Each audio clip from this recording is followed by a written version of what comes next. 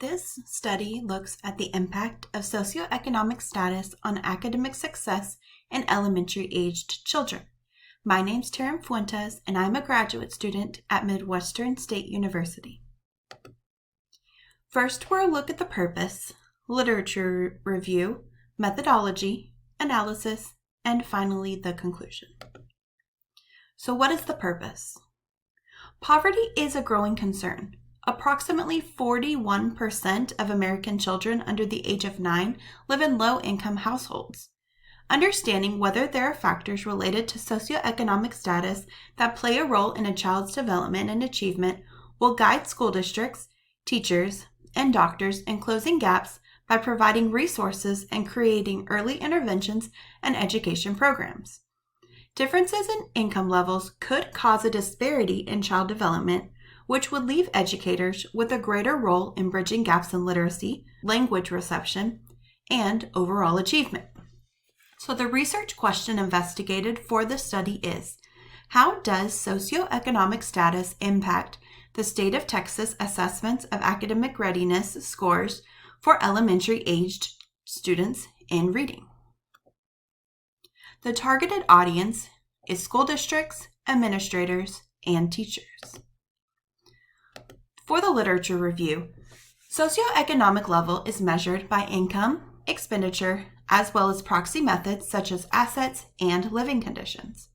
There are many levels or quartiles of socioeconomics, including poor, lower middle, upper middle, and rich. Poor quartile includes poverty and low-income households. Poverty has remained consistent since the 1970s. Major themes including material, physical, economic, political, social, institutional, and psychological continue to define poverty, as shown in a study evaluating a 30-year time span from the 1970s to 2000s. Factors for success for achievement. Children who grow up in poverty enter kindergarten with a 42% lower literacy rate than their peers. This is partially due to the level of stress in lower-income family homes. Children in lower-income families may not have their basic needs met, including living in unsafe conditions, suffering from untreated health conditions, having incarcerated parents, or even having a lack of food and clothing. Effects of these stresses in low-income families have a negative impact when it comes to children's approach to learning, reading achievement, and self-control. Only 28% of high-achieving students are from low-income families, as opposed to their peers where 78% are from middle to high-income homes, and lower-income children are less likely to remain high-achieving. There are also developmental factors for success. Lower socioeconomic status of a family is linked to decreased social mobility and shorter attention spans in elementary-aged children. Overall, childhood development for lower-income children is over 20% lower than their peers, as found in a study of over 31,350 children ages 4 and 5. Children who come from middle to higher income level homes enter kindergarten with better language skills, higher literacy skills, and more self-control than their peers. Children from high-income families also have better gross motor and communication skills. So parental education positively correlates with income level. And knowing that education level correlates to income level, it would be beneficial to look at the effects of parental education on student achievement and child development. The more years of education a parent has obtained, the more likely they were to promote academic success with their children. Parents who obtained higher education such as trade, technical schools, universities, etc., expected their children to attend school for 16.2 years, which is the equivalent to slightly above a bachelor's degree. Maternal education level also has a positive association with socioeconomic level. Specifically, the maternal education level has a direct impact on child development, language reception, and literacy. Parents with higher education and income levels spend more money on their children's education, such as books, tutoring, and other educational programs. Access to resources is another factor for success. Many other factors are instrumental in the success of students beyond socioeconomic levels, such as language spoken at home and parental education. Several countries have invested in specific training for low-income mothers, such as nutrition and basic safety. These programs have shown success and positively impacted child development, including cognitive development, child receptive language development, and gross motor development. Other countries have implemented cash programs for families in poverty with young children. Results suggest families who participate in cash programs increased child development by 85%. With these countries raising the socioeconomic level of a family with cash, the overall child development improved for children in those families. So school expectations do not decrease as the socioeconomic status of their students decreases. If educators at low-income schools knew where to direct interventions beginning in kindergarten or even early childhood programs such as Head Start or preschool, they would have the opportunity to close achievement gaps. Most school districts offer free early childhood education and preschool to low-income and second language speaking families. School districts can utilize this time to boost child development before they enter kindergarten. So in conclusion, for the literature review, socioeconomic status and achievement in elementary age children are positively correlated, but the correlation between socioeconomic status and student achievement was not nearly as significant as parental education level and student achievement. When analyzing the data, the research ultimately showed more significance for parental education than actual socioeconomic status. Programs that offer education to low-income parents increased child development and minimized the disadvantages of a lower-income household when children entered elementary school. The literature referenced appears to reinforce the concern that socioeconomic status influences academic success in elementary school-age children, but further research has shown preschool education and interventions in elementary school may help bridge the gaps between the different income levels. Looking at the methodology, the research question is, how does socioeconomic status impact STAR scores for elementary-aged students in reading? It is hypothesized that socioeconomic status will, in fact, affect STAR scores, where the lower the socioeconomic status, the lower the STAR scores. The null hypothesis states there's no statistically significant difference in reading STAR scores between the different socioeconomic statuses, low, medium, and high.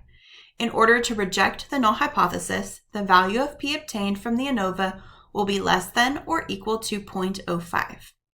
The alternate hypothesis stated is there will be a statistically significant difference in the reading STAR score of students from low, medium, and high socioeconomic statuses. A convenient sample was chosen for the study. It only included children who took the 3rd grade reading STAR in a public school located in North Texas in the spring of 2019. There's no exclusion based on sex, gender, race, age, religion, or socioeconomic status. This study uses data that has already been collected, therefore participation is implied.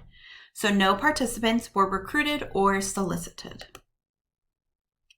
There were 3,317 original entries that were obtained. A probability sampling method of systematic sampling was used in which 332 students were chosen based on a regular interval that was determined in advance. Of these students, 42, which was 13%, were identified as low and coded other economic disadvantage such as poverty, and those types. There were 208, which was 62% of students identified as medium, and they were coded free or reduced lunch under the National School Lunch and Child Nutrition Program. And 82 of the students, which was 25%, were not identified as economically disadvantaged at all. According to the district's student data report, 46% are of Hispanic or Latino descent, 19% white, 25% Black, 6% Asian, 0.4% American Indian, 0.2% Hawaiian, and 4% are 2 or more races. The method was a quantitative approach was taken to analyze the reading star scores of a group of elementary age students. The sampling frame included children who attended a local school district and took the reading star in spring of 2019. A systematic sampling was used to choose the sample. The 10th name on the list was selected, and every 10th name from that point on was chosen. So there were 332 entries chosen in total. The study is to determine if socioeconomic status impacts the academic success of elementary age children, specifically the impact of socioeconomic status on reading star scores of third grade students. Hence, the research question investigated was, how does socioeconomic status impact star scores for elementary age students in reading? This research question was answered by analyzing the scaled star scores for 332 students. The State of Texas Assessments of Academic Readiness is a standardized test that measures student achievement in Texas public schools. The STAR is a type of summative assessment and form a data collection instrument that is used to evaluate student learning and performance. And scaled scores are a representation of the total number of questions correct, also known as the raw score, a student answered that has been converted into consistent and standardized scale. A quantitative independent sample t-test using the one-way ANOVA was used to determine if there are any statistically significant differences between the average scale star scores for the three socioeconomic levels. The validity and reliability of the STAR test was verified through an evaluation by the Human Resources Research Organization, which provided an independent evaluation of the validity and reliability. This evaluation was used to support House Bill 742, which states that before an assessment may be administered, the assessment instrument must, based on empirical evidence, be determined to be valid and reliable by an entity that is independent of the agency and of any other entity that developed the assessment instrument. So let's look at the analysis. The data was obtained from archival data for socioeconomic status levels and STAR scores for students currently attending a public school district in North Texas.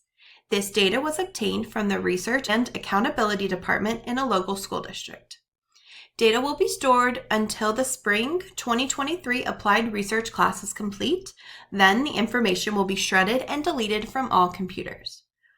This research question was answered by analyzing scale STAR scores for the 332 students, which these 332 students were divided up into three socioeconomic groups, low, medium, and high, as we had defined previously. An analysis of the data showed that the assumptions for ANOVA were not all met.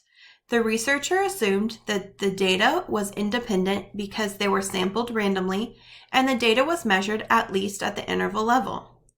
Levine's test indicated that there was equality of variances, and the KS test with Lilly force significance correction indicated normality for two of the socioeconomic levels, including the low and the high.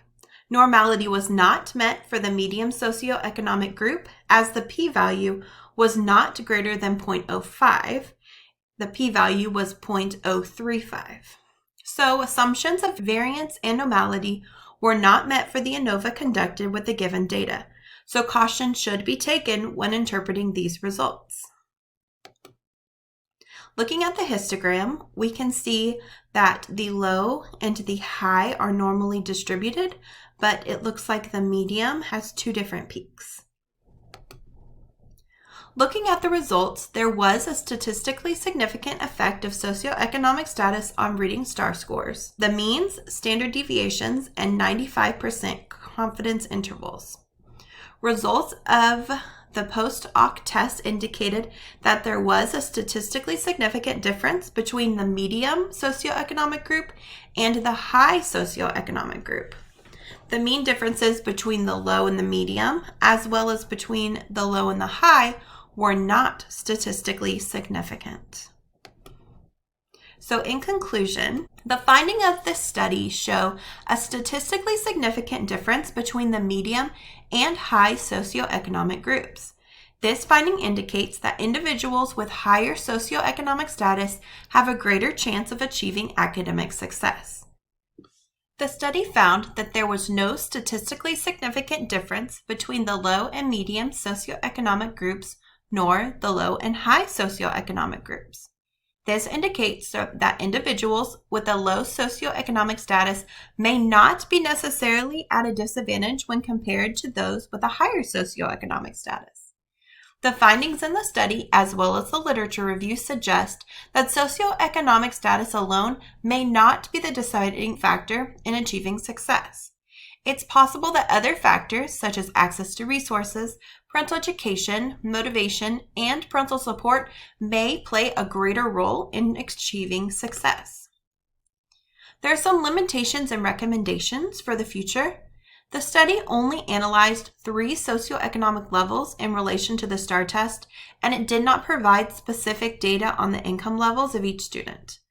Furthermore, the low and medium levels are both technically economically disadvantaged and could be further separated into more specific levels of income in order to provide more accurate data.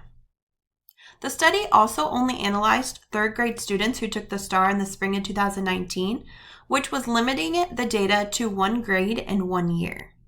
It's recommended that a new study be conducted to provide more specific details on income levels in order to gain a better understanding of the results. Due to the findings showing that socioeconomic status alone may not be the deciding factors for achieving success, further research into possible other factors is suggested, such as resources, parental education, parental support, and motivation.